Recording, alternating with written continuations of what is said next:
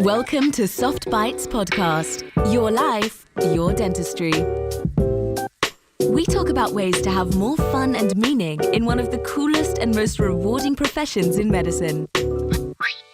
Conversations on how to bring awareness, create a healthy workplace, and provide emotional insights to make dentistry a fulfilling activity while making space for one's wonder, creativity, and freedom. Here are your hosts, Manuela and George Andre.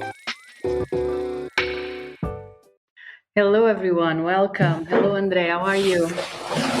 How are you, Manuela? I'm fine. Good. Is it summer there?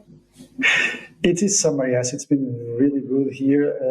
In Spring it is a little bit windy, but I've been managing to get some sunny days, to get some sun and some beach days. I can't complain, honestly. I've been working quite a lot, but it's been fun. Because I've been having some extra expenses this year because it's the final part of my construction work in my practice. So I need to work a little bit extra, but it's been good. It's quite a privilege to live near the sea, right? You have that privilege. Yeah. You use it to relax, right? And you feel good near the sea. Well, I could not see myself living far from the sea, and so even a few days ago, I was wondering. There are people that really love the mountains and the woods and stuff, and I like that. But there's the cat. Yes, There's sorry. a cat there. I was not expecting. Sorry. Yeah, and some people enjoy the woods and enjoy the cities and honestly, even small city breaks, I try to limit those as much as possible. And I want to enjoy the all the free time that I have, or the maximum free time that I have. Either it's in my city near the ocean, or if I'm traveling, I usually prefer to go to places where the ocean is nearby. And maybe because I was born, I never leave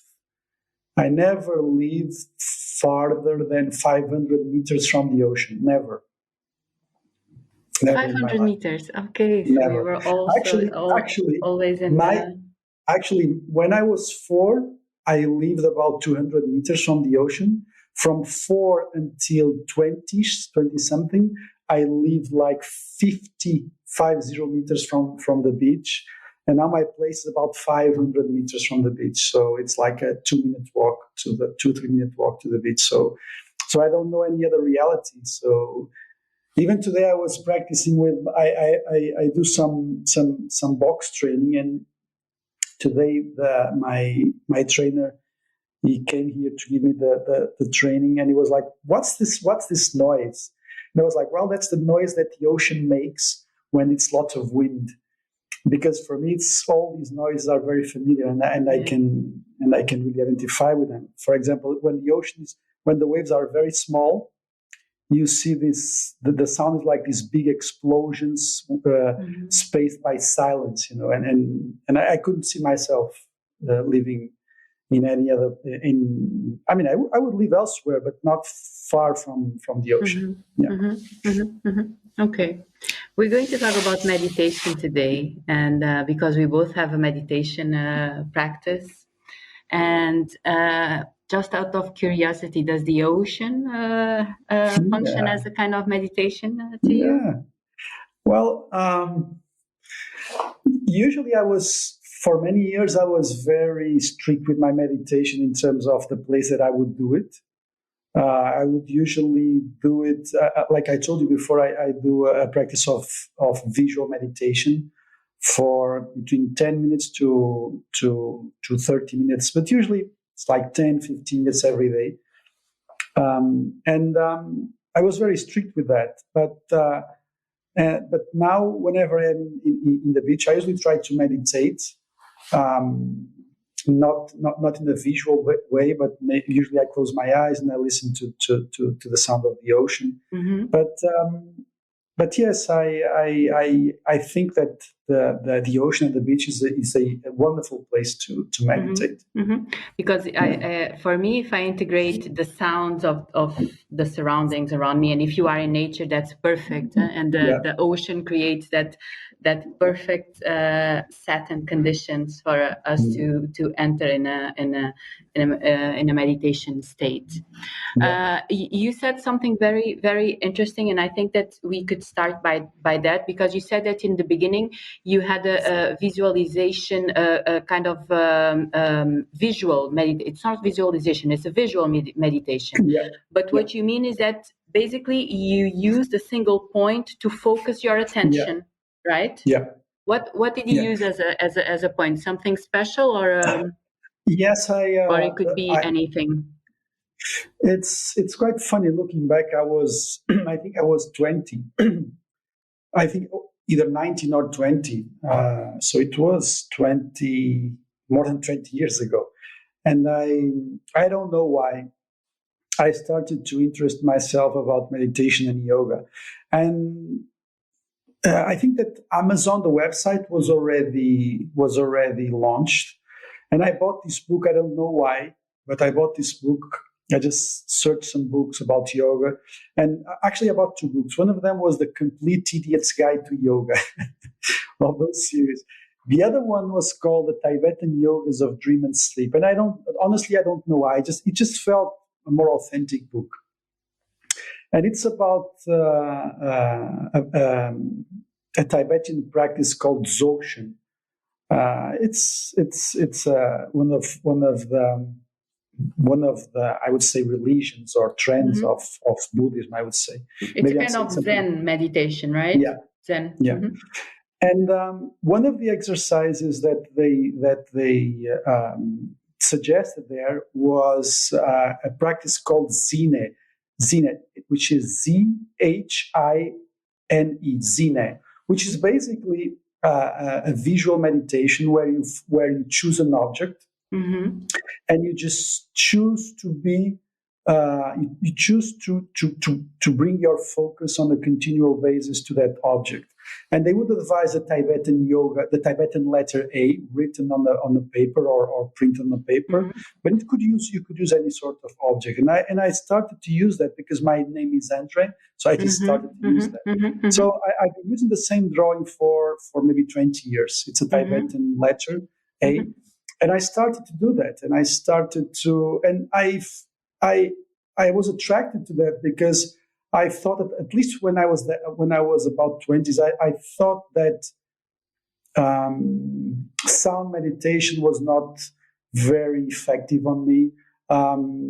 I also thought that focusing on the breath was, I don't know why, but it just didn't work that much. And the visual part, maybe because I'm a much more visual person, the visual meditation was very effective. It was very effective. I felt very comfortable doing that. And basically, the practice is very strict. It's a very strict. Zen meditation is a very strict practice. So basically, they want you to go through discomfort. They want you to walk through the discomfort. And if your eyes start they want you to get comfortable with discomfort. Exactly. Yeah. And I'm more relaxed today about that. But I remember in the beginning, it was like if you follow their instructions, you just have to focus, always bring the attention to the object. And if you started to cry, you just avoid it because it was lots of time with your eyes open. And if you started to cry, you would just hold on and let the tears go down. If you start to feel discomfort in your back or in your heels, you just keep going. So yeah, it was quite strict. It was quite strict in the beginning. Then I started. But basically, what they say is not only for you to get comfortable in the suffering, but also it's a way of taming your mind through your body, right? So yeah. But it was in the beginning. It was difficult, but I remember, like maybe in the first year or something, it was a little bit difficult for me because my back started to hurt. It was something completely new, It was something, and also, I wouldn't talk about that to anyone because if I felt Yes, ashamed yes. of 20 that. years ago, it was a 20 years little bit. ago, I mean, it was like, what the fuck are you doing? Yeah. What's that? And I would start to do that in the morning and before going to bed. And it was, especially for sleep, it was very effective. And I felt, I felt it was doing something. I didn't know exactly what, but it was doing something for me. And that was the first contact with yoga and mindfulness. And because basically I just had this notion that the way that we saw our minds and our thoughts and our daily activities and the way that we saw life, I think that should be a different way. That there's something more than this, and it was not it was not that much through a religious way. I would say more through an emotional way or through a spiritual way. I always believe there was something else that we needed to have contact with besides exercise or besides, I mean, religion. I just thought there was something missing, let's say, and I just got interested with yoga and mindfulness and meditation, and I just started to practice that. And one of the things that I realized is that you have something to look forward. Okay, so if I feel stressed, if I feel emotionally drained, at least I have that faith that I can become more peaceful through this practice. I mean, so it was something that brought me hope. Not only brought me benefits, but it especially brought me hope. I just knew I had a tool there that it would make me more connected to myself. And I just started to do that. And uh, some periods of my life I do it less, and periods of my life I do it more. But I'm quite consistent with that. And over the last, especially since we've been starting to do the podcast, and over the last couple of years, I've been more flexible. And sometimes I do a meditation with my eyes closed. Sometimes I do a meditation in the ocean. One of the places that I really love to meditate is in Arifana, a place where I go there usually once or twice a year. And there's this special rock at the end of the beach that it's just an amazing place for you to watch the sunset and just stay there for a couple of minutes. And it's so I just became more flexible with that. That's important because I think that it's especially in our life nowadays. I mean, it has to be something that you can integrate in your life. So if Yeah. it has to be something that you can take also pleasure on doing, not just Yeah. one more thing in your to-do list. And I think it's going to be important for us to break down some of the myths Yeah. and misconceptions about meditation. And one of the first things to start is exactly, and you already said that you had that in the beginning, and for the ones that don't have a meditation practice and there are interests to start, it's very important to start by focusing attention. That's the first step, and that's what you had in the beginning. And everyone that starts a meditation practice starts by that, because we have to first start focusing our attention, because Yeah. we are not aware, but our mind is everywhere, right? So we are Especially not today.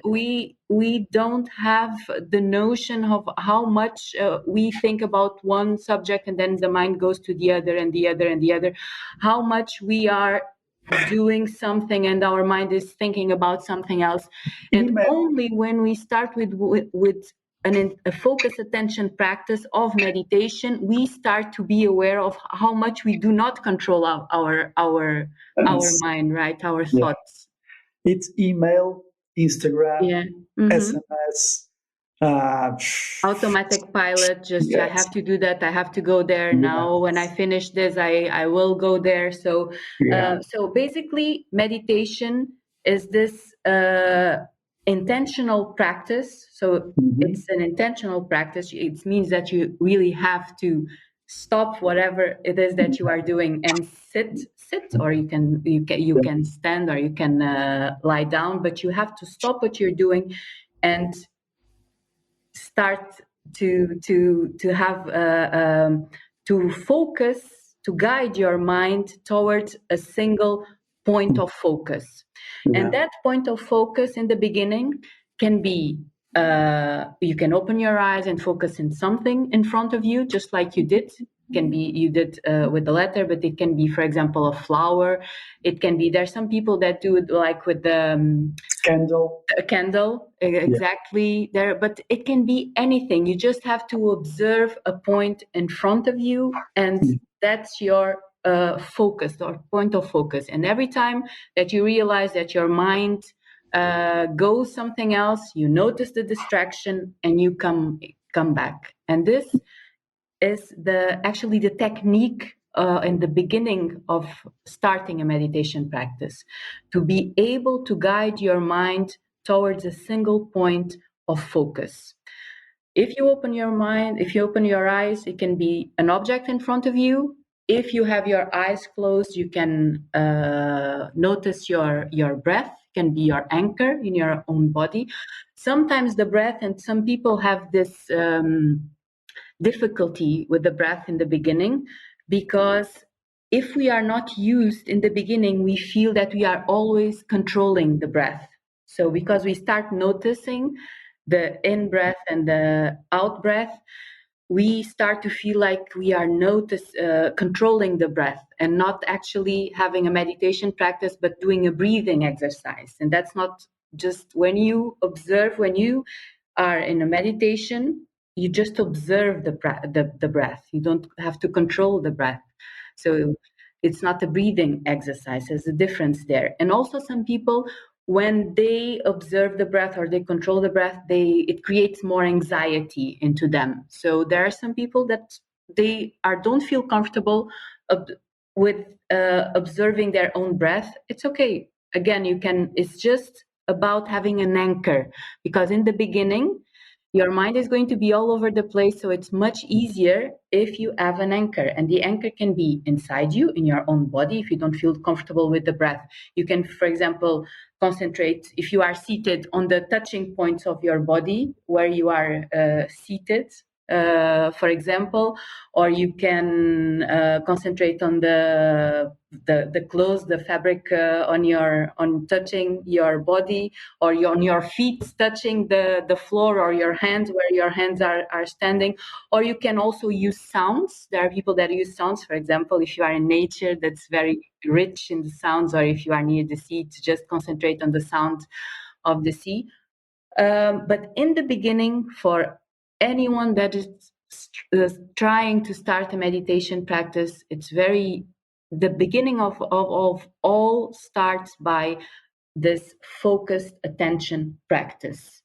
And because meditation is in its core, it's mental training, and it allows us to gain not only focus, concentration, but also to start really understand where our attention goes when we get distracted, to be able to bring our awareness back. And that's mindfulness. That's also a very important distinction. Mindfulness and meditation are not the same thing. But mindfulness does not exist without meditation. I usually say that mindfulness without meditation is just a word, because you need the meditation, so you need the training. It's like going to the gym, right? The meditation is where you build the muscles of focus, of concentration, of being in the present moment. So that when you are with your kids playing and you're thinking about work, you can my mind is not supposed to be there. I'm here just playing with my kids. But if we don't train that, we are not used to do this. Just nothing to do with it has to do with meditation, but apart, this presence that we are talking about, of mindfulness, that we train with meditation, I think it's a skill. So we are born with it. And for example, when we are kids, and kids have it in a very natural way. Yeah. But when we grow, we lose it. Why do you think? I'm not going to ask you why do you think that we lose it, because we know it's. But why do you think that we don't have the ability to notice that we lose that skill and try to cultivate it? Because there's still this big. It's still not important to people. Do you understand my question? Yeah, I think that I think it's I have never thought about that. I never thought about why do we lose that.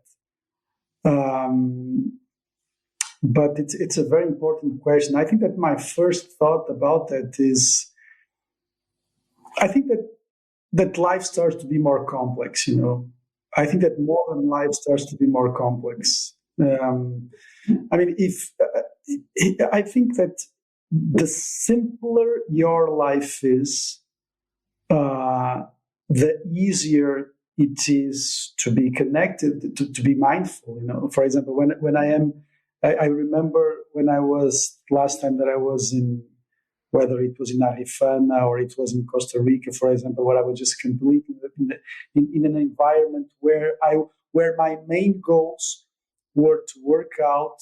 My main concern was to wake up and what am I going to eat? Where am I going to surf? I mean, I think that the shorter the complexity of decision, the easier it is for you to be mindful. So I think that with life, especially with modern life, something happens at around after you are a kid, which is adolescent, and all the struggles with adolescence. I mean, you have to prove yourself. There's this. You start to understand social roles and stuff like that. I mean, there's a lot of hormones going on, right? And just like animals need to survive, you also need to thrive in the society. So, and I think that from an evolution point of view, and this is very interesting. I'm going to tell you a story which I think that I've told you before, but I think it's very interesting, which is from an evolutionary point of view, the mind is an amazing tool, right? It is an amazing tool because it can deal with a lot of complex stuff. It can deal with complex problems. You can think in very complex, in deep ways. But I think that we have been using it excessively, you know. And I was even recently listening to an interview. It was Elon Musk that was saying something very interesting, and I think that we sometimes we forget about this. I mean, the first writings. I mean, the beginning of civilization. Why is this important? Well, when the humans started to deal with complex things, like complex shit, right? They started to write things, right? And that only happened 5,000 years ago, which is nothing. I mean, the universe is like, I don't know, maybe 19 billion years before, I don't know. So it's just a flash. It's just like a spark. I mean, within the story of the whole universe, it's just a spark, isn't it? So I think that we have overused our minds because the civilization has turned complex way too fast. You know, yes, we start to use our minds, but I think that we overused it, and the biggest proof that we are overusing it is because. I mean, the huge amount of yes, it's true that physically we are better, and no doubt about that. The average lifespan is much better now. We are healthier physically. We live longer, right? But we also have a lot of mental issues, and mental issues are skyrocketing, right? I don't think that we ever had so much mental issues like we have now. Even in young people. So I think that we have we have lost a little bit the control of what it actually means to be human, because at the end of the day, being human means being present and taking the time to appreciate. I mean, if you look at animals, even the ones that are closer to us, and I love this quote, which is that instead of us being here communicating through space and time, we should be two monkeys watching the sunset and deciding where we are going to sleep. And I think we don't do that often, you know. We don't have those, and that feeling is there when you are a kid.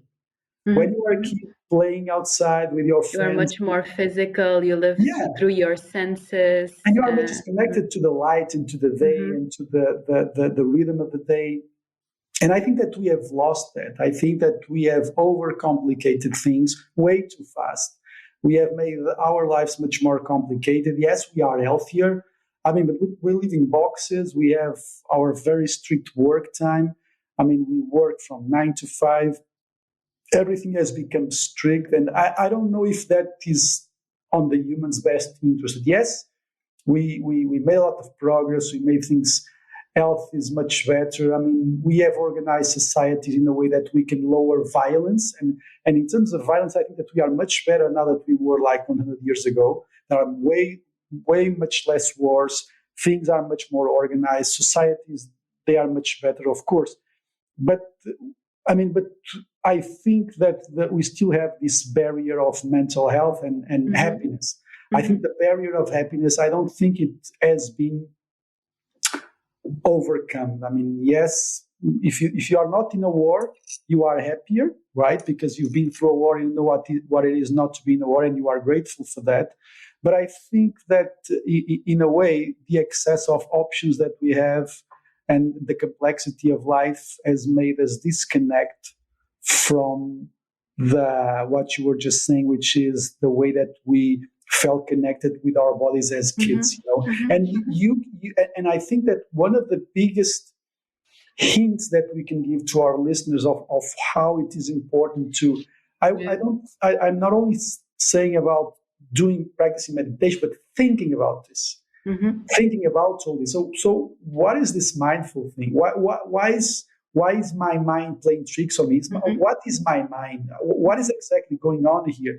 I just think that the simple fact of thinking about it is a very good way to start. And if you recall yourself, I mean, I think that the goal will be, and I sometimes I think about that.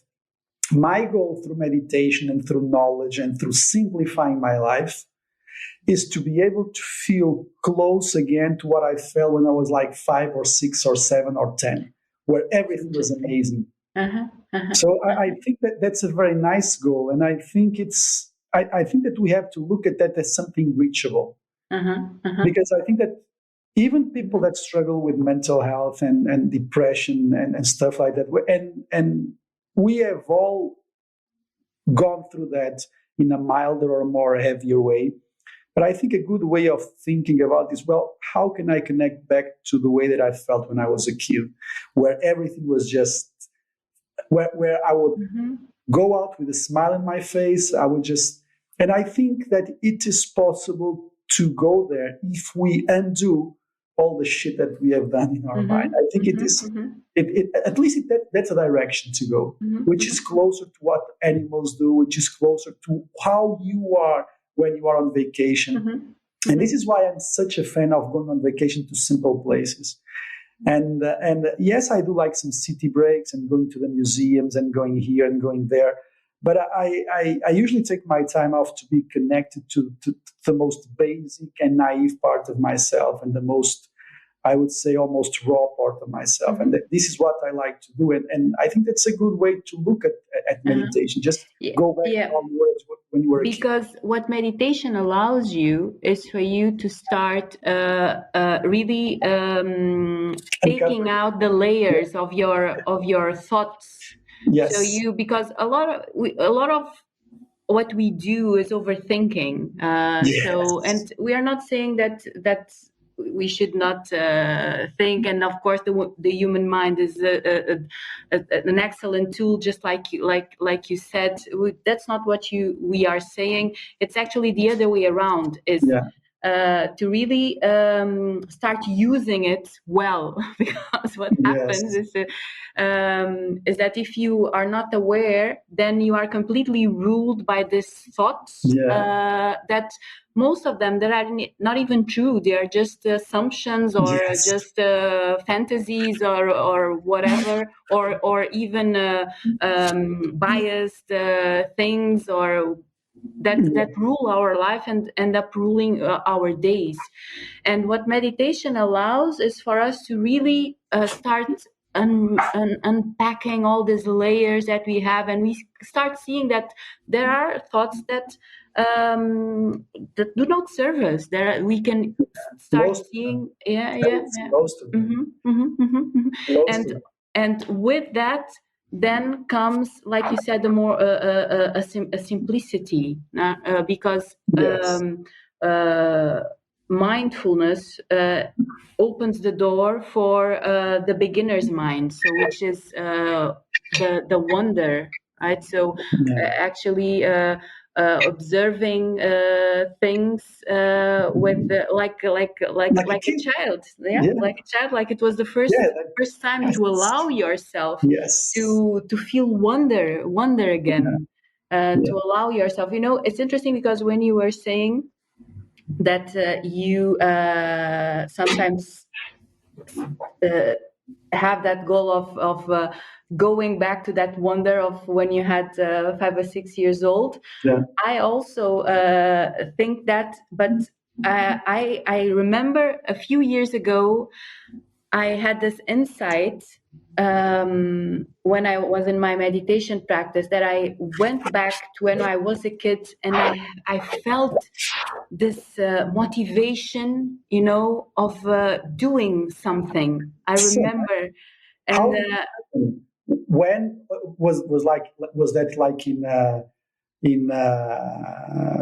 activity? I mean, was it doing meditation? Was it doing like was in or something?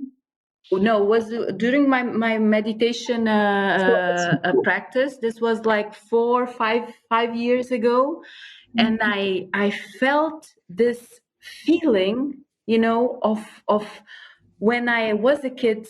I remember when I was doing something that I really wanted to be good at, but it was like a physical activity.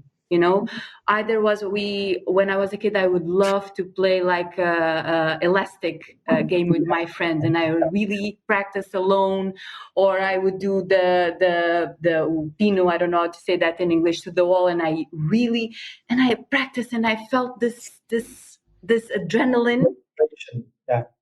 And I remember feeling that sensation, and I remember feeling, okay, this is what I'm looking for, and this is what I have to have in my life, and I don't have that now. Why? I must pursue this feeling. So, and it was a very physical thing, and since then I've been. I sometimes have moments of wonder, where when I feel that feeling again, and again, it's not by thinking about it; it's by feeling it. It's by connecting through my body, and really through my senses, not through my mind. And I guess that's the power of meditation, is being able also to connect you with your body, being able of connecting with your senses, and then you carry that to through your day. That connection, you can reach it much more easier, because you have the training. When you sit, and then during the day, you can connect with yourself much easier. You can ground yourself in a much easier way, and of course, you can pay attention to yourself in a much easier way. Sorry to interrupt you. One of the things that one of the things of doing this podcast, which is great, is that some random people contact you to say, "Look, I really enjoy the podcast, and I'm here at this point in my life, and everything seems okay with me. I have a wonderful partner. I have kids. Everything is okay in my job. Everything is more or less okay in my job, but there's something missing. I would like to meditate. I don't know what's missing, and I would like to start to meditate, but I can't meditate." Sometimes they say that I can't, or sometimes they don't understand it because they believe it's something close to people that do drugs, or you need to go Yeah, there's to still that. yeah, That yeah. yeah, or you Mhm. need to go to India or whatever. And I think that a good way to tell these people what we are talking about is just ask, do you remember when you were a kid? Remember the last time that remember a moment that you were a kid when you had a big smile from here to here, when you were doing something with your friends, you were at the beach, or you were playing outside, or like you were saying, you were doing some physical activities. How did you felt about that? Well, that was amazing. So this is what you have to look for. And if you tell them this, it makes sense to them. Well, because it's something tangible. It's. I think that the biggest misconception about meditation is that you are trying to become someone or something else, which is not, which is Yeah. basically trying to connect to your highest form of love, isn't it? And I think this is when you talk about to people about, look, just meditation will probably allow you, or something like that will probably connect you closer to what you felt when you were really ecstatic when you were a kid. And I think this is a really good way of It's presenting it. yeah. It's kind of returning home, returning to Yes. yourself. So when you were Yeah. saying the beginning, it's something that I look for. Yeah. Yes, me too, because it's returning home. It's connecting Yeah. with myself. But in the beginning, when you start to do it, you have to be patient. So Yeah. because we live also in a society that we want very quick results, and to build a meditation practice for you to be able to have the benefits and to feel this sensation. And of course, I mean, we have a consistent meditation practice, but there's also bad days, and there are days that are Yes. not easy. There are days that the Yeah. mind is all over the place. So, and that's the practice, and that's part of it. It's just being with whatever is happening to you on that day. Yeah. But in the beginning, if you are not used to do it, because there's also this big misconception about meditation, is that it's like this zen and completely passive thing. You know, that's when you look at any image of meditation, it's always very still, very Yeah. beautiful poses, and it's like you are blissed and still, and then you try to do it and your mind is all over the place and you are moving and you have pain, and then I cannot Yeah. stop thinking. So in the beginning, and that's why you should always start by the focus attention meditation, then there, after that, you will open the door for other kinds of like the open awareness, where you can be with whatever it is that is happening. But for you to be able to go deeper in your meditation practice, the first step is also always the focus attention. Yeah. And for that to happen, in the beginning, you have to be able to be with discomfort. And because in the beginning, your mind is going to be all over the place. So, one of the main complaints that I have is that I cannot stop thinking. I'm always thinking in my mind. And this is actually a very big misconception about meditation, because it's impossible to stop thinking. So this is a misconception, and I think an illusion that people have, like they have this stop button, and actually they have, because meditation will have that effect with practice. But in the beginning, if your goal is to stop thinking, then all you're going to feel is frustration, Yeah. or a headache. But what your goal is to direct your attention. So you have point of attention. Either is your breath, either is a external object, or either is sounds, and then you notice that your mind is thinking.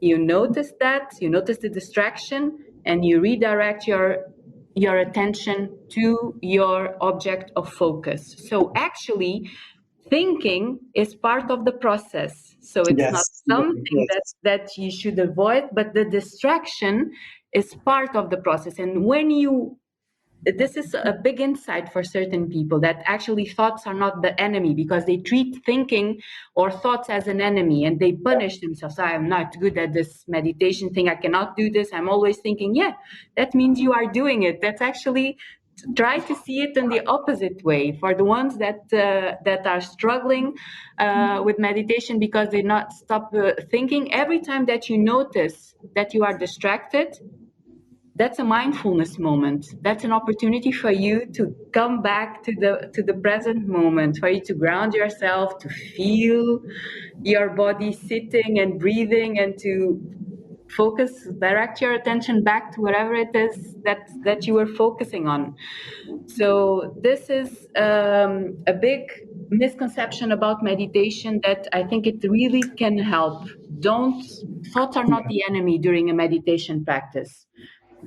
Really celebrate your distractions instead of punishing yourself, and you will yes. completely change your meditation I practice. think that was one of the errors that I did in the beginning. I would get frustrated and I would get reactive with my inability to focus in the beginning, and I can really certainly relate to that. Yeah. Mm-hmm. Another comment that I usually have is that in the beginning it's very difficult for people to relax when they meditate, because they start to be very, very tense, and they have Mm-hmm. this image that meditation should be zen and that they should be relaxed, and then because they are trying to force themselves to concentrate, they start to be the opposite. They start to really be very tense, and then they start criticizing themselves, they start judging themselves. So, and again, they think that they cannot meditate, or that this meditation thing is not for them. So and it's actually quite the opposite. Meditation is our natural state. I think you said something like that. If you are forcing it, just connect with yourself. Just take a deep breath. Connect with your body. And also a great way to start is like we were saying in the beginning. I mean, in nature, when you look at the Yes. ocean, when you Yes. feel the sun in your skin, and there's a light breeze, and you Yeah. close your eyes and you listen to the ocean, and you are totally there and in peace, and you don't have to force to not thinking about anything. You are just in the moment. So integrate in the beginning. You can integrate your senses. If you have 5 minutes of this every day, you start to have a It's consistent yes. meditation Yeah. practice. Yeah. Yeah. Yeah. Even 5 minutes a day can make wonders. Yeah. Yes. Mm-hmm. And And I think then, that the two yeah. ways is again to, okay, like how can I feel? I mean, to get connected to how you felt when you were a kid, where your mind was completely empty and just happiness. It was just a thrill just to Mm-hmm. be in that moment.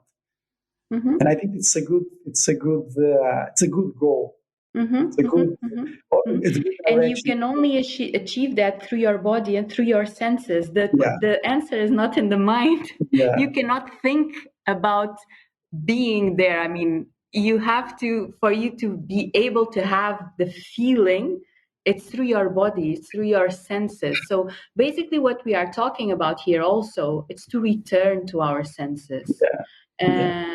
And that's also it has to do what we were saying about when we are kids. We are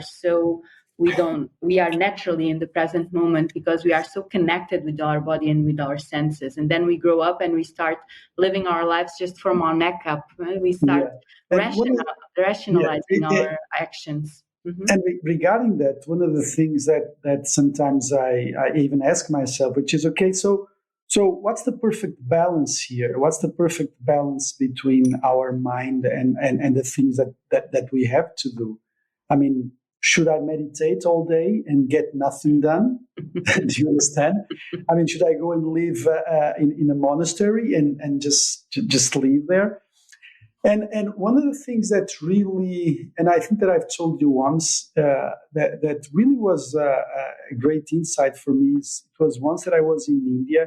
I was there for a month with a group of friends, and we were in Auroville, which is an amazing place. If people start to think about going to India, I think that the south and Auroville near Pondicherry, it's just an amazing. It's just this community of conscious community, which started in the 60s, and you can go there and you can propose yourself to give some classes on whatever your expertise is. I mean, if you go there, you can do some classes on mindfulness. I mean, anyone can go there and teach yoga or give a class on painting or whatever. I remember that I had some classes of vocal yoga just to better use my voice. But one of the things that I went there, it was this doctor. He was a young guy. He was maybe at my age, we were 30s or 40s. And he was giving a lecture, a class at 7 in the morning, I guess, on consciousness as medicine. That was the title. And I still get some emails from him. Basically, he was a doctor, and then his specialization was internal medicine. And he specialized himself in treating problems that were not responding to regular therapy. So when I went there, I thought, well, maybe he's going to, I don't know, maybe use some sort of techniques to treat mental disease and something like that. We were 4 guys, and we went there. And the guy, he started to talk about basically being present and providing love and attention to the areas of your body that had some issues. I mean, if you have like a knee problem that couldn't be fixed, or if you have like some back problem that couldn't be fixed, whatever that it was physical. And he was about 2 hours talking about it. And mainly the thing was just give focus and provide love to that area of the body, because the body knows how to heal itself. And in the last, when we were about to leave, someone asked, well, but you've always been talking about the body. You haven't been talking about the mind. What about the diseases of the mind? And the guy said something that it really struck me even today when I think about it. He said, well, the mind is extremely ignorant. You cannot use the mind in your favor, because the mind itself is extremely young compared to the wisdom of the billions of years, of the millions of years of the body. And it's very interesting because the mind is something that in the evolution of the animal kingdom, it's the consciousness, it's very young and very fresh and still very naive. I mean, let's say there is like this inner wisdom of your body, and the mind is like an extension of still in development. I mean, it's still very naive. It's still very, very inconsistent. So the thing is that he was saying that you cannot trust your mind. The mind is amazing, and it is wonderful to build things. It's good to organize projects, to organize podcasts, to treat people, to open practices, to build a place, to work on a project, to create, I don't know, just to write a book. And what happens is that we can trick ourselves that the mind is who we are. And that for me was the biggest insight ever, which is to really understand that we are not our mind. And this is something that for anyone listening to this and which is new to this, what do you mean? I'm not my mind. Of course I'm my mind. I am what I think, I am what I feel.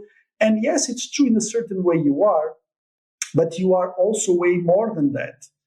And so this brings us to the how balanced should we be? Because on the one hand, we have, okay, I can just go to Costa Rica or to Mexico, open a hut there, and just stay there and just do my meditation and just eat, fruits and live with absolutely no means. That's one thing, one way of seeing things, which is quite closer to the animal condition. And on the other way, we have this civilization where we interact with each other and we build complex stuff. We create societies. We have relationships. We have social norms. We have families. We have kids. We have marriage. We have divorces. We have all these things that we have created socially.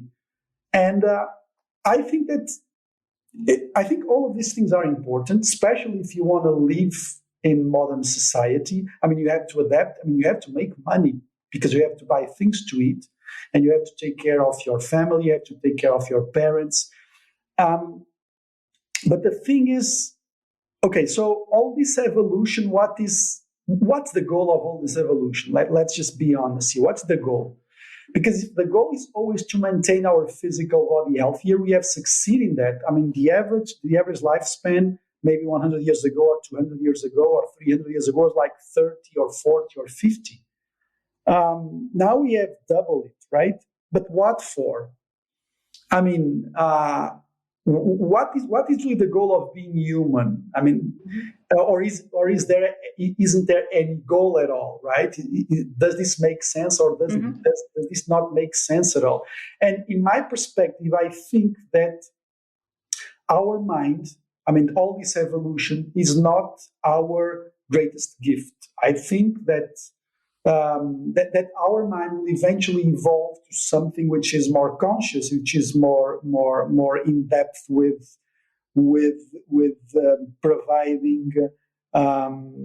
providing happiness or connection to all beings.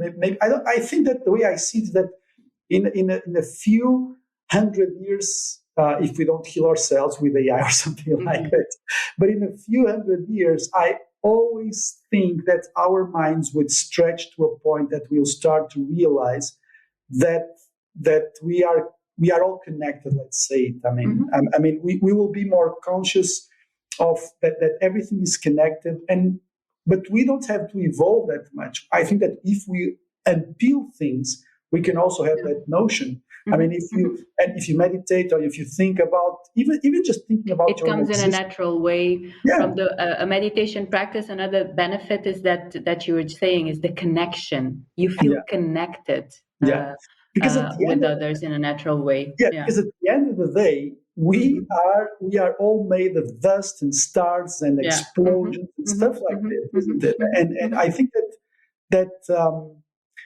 I always have this struggle, which is, well, should I keep things as simple as possible, or should I use my mind to build complex stuff? And I don't think that the complexity of stuff or doing things and getting more is, and I think that we have it more or less clear, is not the single key to happiness and to peace. Of course, that we have to express ourselves creatively, and we have to make money and sustain ourselves.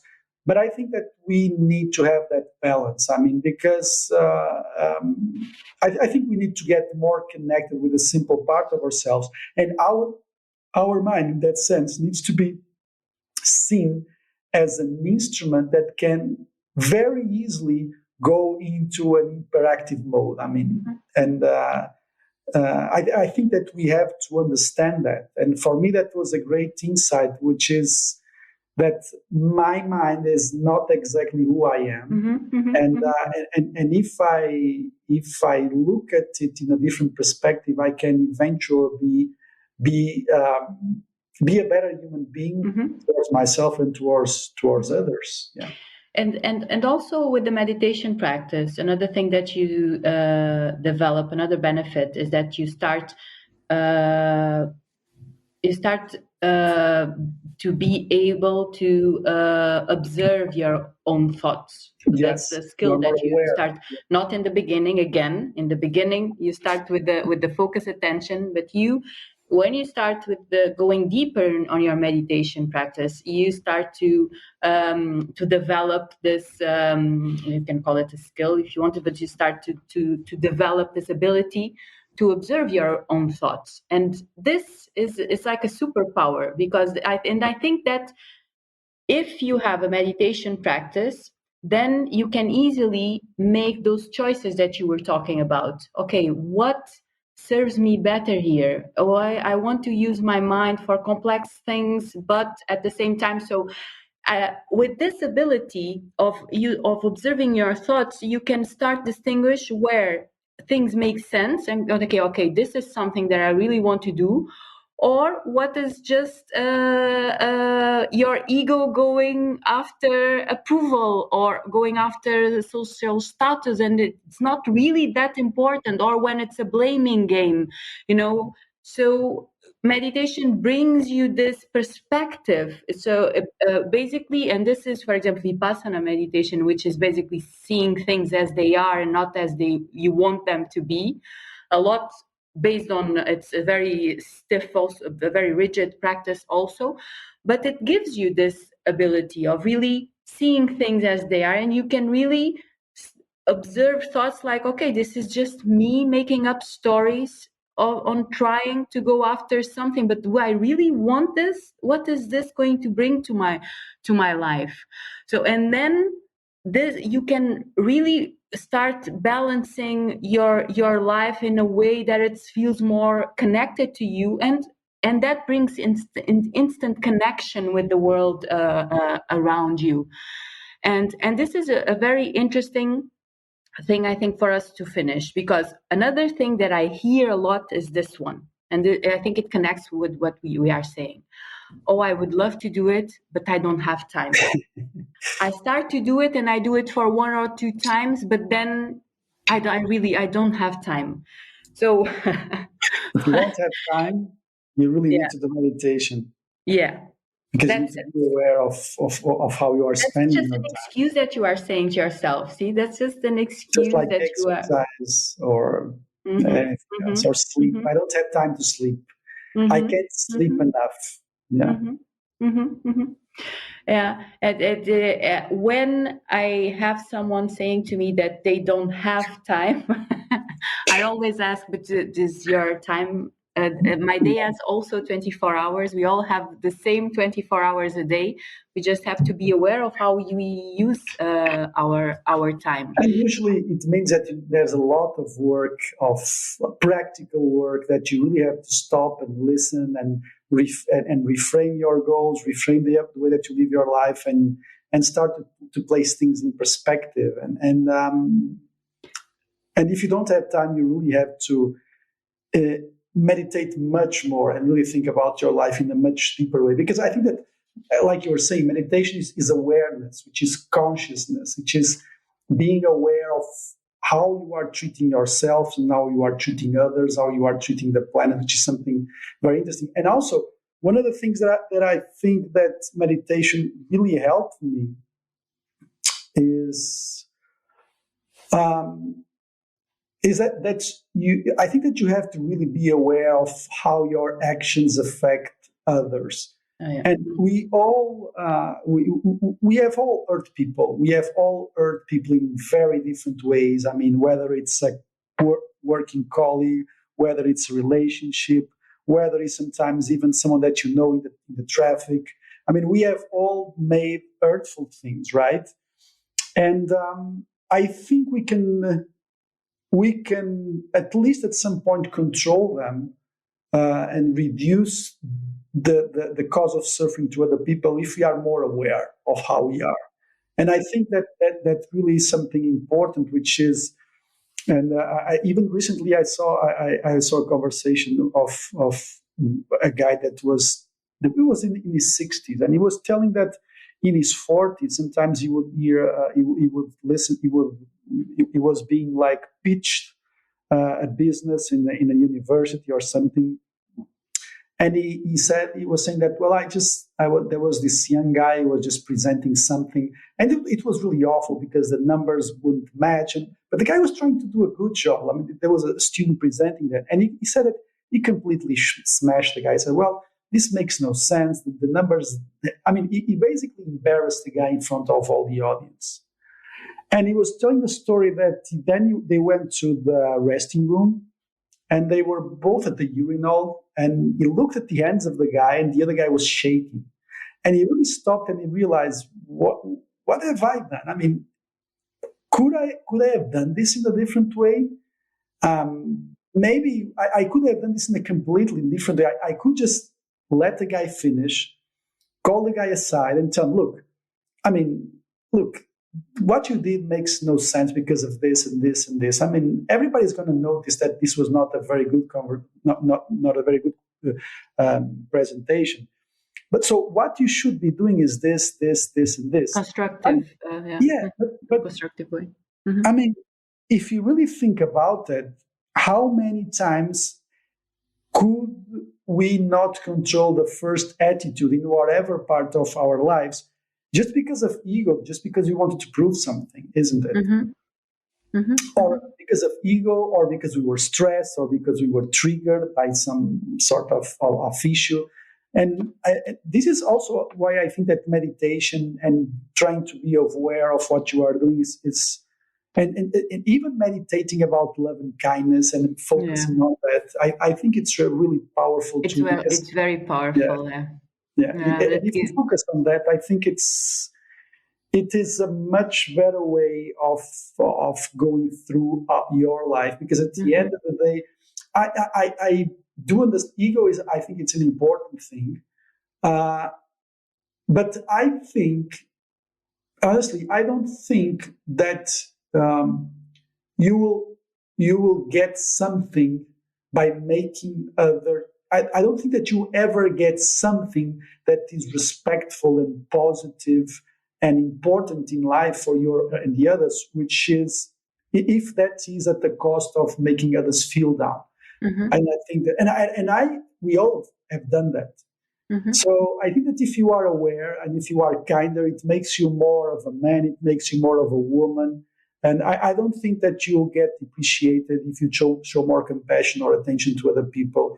And I think that if you meditate towards that, and if you are more aware of that, of the things that trigger you, and I think that that's also a very important tool to reduce suffering in the people around you. Yeah.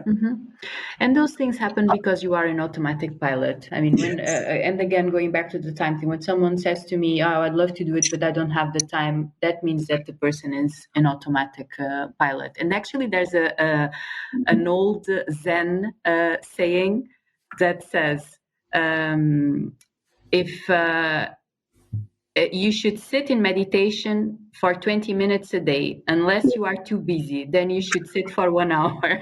Yes. I think I'm saying it right. Yes, exactly. But yeah, if you should think about that. If you are too busy to sit, and let's not go for the 20 minutes. If you are starting, just start with 5 minutes. Just start with what we were saying in the beginning. 5 minutes in silence, just connect with your senses. Even if you don't need to be outside, just in the morning, you holding your cup of coffee or of tea in your hand, feeling the temperature, the cup in your hand, feeling your feet on the floor. Just take a deep breath in and a long breath out. Relax your shoulders, your belly, and observe the colors around you, and listen to the silence, to the sounds of the silence. And just start by doing that every 5 minutes, every day. Yeah. And if you don't have time for those 5 minutes, you should ask yourself, why? Why couldn't that? Because, and the answer is you are an automatic pilot, and you should sit in silence for 10. But people are scared of silence, Andre, and that's another reason why people don't give meditation a fair chance. It's because when they are confronted with silence, and that's why some people started with guided meditations, and they cannot go deeper in their meditation practice, because for us to go deeper and to really have the benefits that we were talking about, it has to be in silence. We have to listen to our minds. We have to be able to be with ourselves and connect with ourselves. And silence, for certain people, it's a very scary thing. Yeah. We are not used to. One of the things that I would add before we finish is to allow yourself freedom in your meditation. I Yes. mean, if you are reluctant, if you think, well, I can't meditate, this is weird. I mean, I don't think I will do it. Yeah. Because to be very, I think that people hold themselves to this, like I said, to these pictures of meditation, very still in lotus position and not thinking about anything. You are totally right. Do your own thing. Don't be strict. Try it and see what works for you, because what works for me or for you might not work for another person. So you have to experiment. It might not be good for you in the morning, maybe in the evening, in the afternoon, the place for you to do it. If you there are several kinds of meditation depending on the focus that you have. But just try it. Just do you own. I usually say this to when I teach meditation. I usually say the goal is for you to own your meditation practice. So you should own it, and it's very because individual. It's very individual. It's very personal. Yes. Yeah, Okay, I don't think you should. I don't think you should use meditation to punish yourself because of the things that went wrong. But I think that if in the beginning, and I think it happens a lot in the beginning, you start to think of the problems come up. I mean, your insecurities, your anxieties, your worries, they will come up. And I think that you have to not fight them, but just let them go. I mean, if you said something stupid in a meeting, if you said something stupid to a patient, if you said something stupid to your partner or to whatever, just if it comes up during meditation, because it will come up, just be kind to that. Just let that go. I mean, just accept that. That's self-compassion, huh? And just let that go. But even that process of looking more from a neutral way to those sort of feelings and self-talk, even that activity of just looking from a more neutral way, it is helpful in itself. Yeah. And just let that go. Yeah. Okay, thank you so much. That was nice. Again, That was very a nice wonderful conversation. If we when- can inspire someone to start meditation. let me tell that when we, because I just had a pop-up of the notification of the meeting like 5 minutes before, and I just texted, look, do we have something booked? Yes. And I was like, okay, let's talk. And he said, well, meditation. I was like, oh fuck, I'm not prepared for talk about meditation. But of course you are. You do it in a consistent way for several years. Of course, you are. But that's it. There's no perfection in meditation. There's no perfection. Yeah, that's it. There's no perfection of meditation. It's just connecting with yourself. It's allowing to stop, to be still, to be present, to listen to the silence, to not fear the silence, to not fear your own mind, to smile to your thoughts. But I will add something, and this is really important, which is like you were saying, if you don't have time, it's not through meditation that you have to create time. You have to use your mind to look at your schedule and do some physical changes. I usually recommend it to treat it like any kind of physical activity. You do the same thing. If you start going to the gym, that 1 hour to go to the gym is in your agenda, right? So your day has to be in a way that during that hour you are going to be in the gym. So meditation practice is the same thing. You start with 5 or 10 minutes a day. Those 5 or 10 minutes a day have to be in your agenda. So it's an intentional practice. Yeah, and also it's important to. I don't think you'll have any benefits from meditation if you are sleep deprived, for example, or if you are eating shit all day, or if you don't exercise at all, or if you don't, or if you, for example, if you live alone, if you don't try to connect with other people. I mean, all these things. I mean, it's not. If you are someone that it just does not want to place yourself out there and create meaningful relationships with friends, with family, with partners, if you don't do that, if you don't sleep well, if you don't exercise, um, if you don't if you don't sleep, if you don't exercise, if you don't eat well, if you don't form meaningful relationships, it's not meditation that's going to help you, right? So we live in a physical world where you need to also take some action. Like you were saying, if you don't have time for the meditation, just look at your schedule, just do some changes there. I mean, it all adds up. It's not like the meditation is the secret for everything, because at the end of the day, you have to be physically and mentally in minimal conditions. And one of the things that I see a lot, and for example, sleep, and actually that would be a very interesting. We can even have like a guest or something to talk about nutrition and sleep and importance of physical exercise, because it's one of the things that I've been. And sunlight, right? You were talking about sunlight the other day. Yeah, all that. I think that it's equally important. You cannot believe that meditation will bring you any sort of enlightenment if you have a really fucked up routine, isn't it? I mean, you're not going to be Buddha. Yes. No, but I do think that by providing this connection with your body, by connecting with yourself, you start to take better care of yourself. Yes. It's easier for you to make wiser choices that serve you better. So, for example, instead of when you arrive home very tired, instead of numbing yourself with food or scrolling on your phone or TV, alcohol, it comes much more. It flows in a natural way for you to be able to go for a walk, to exercise, to eat something healthy, to know that you are when to stop eating because you are just stuffing yourself because you are bored. So if you are connected to yourself, it's much easier for you to read the signs that your body sends you of what you really need, and not going for the easy fix, because sometimes we are so disconnected and we just want to numb ourselves because we are tired.